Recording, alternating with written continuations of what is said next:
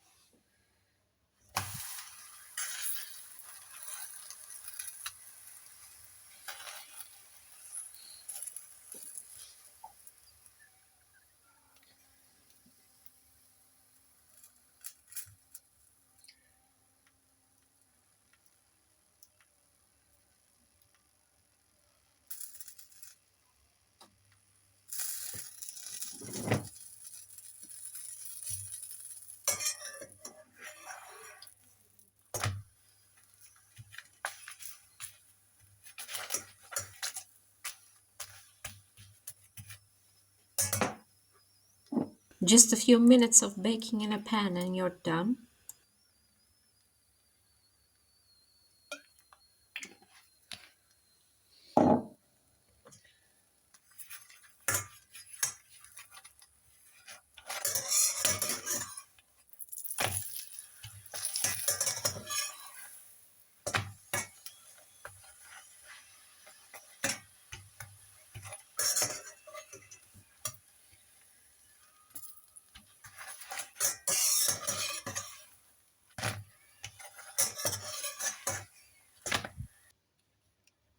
Use any filling to your liking.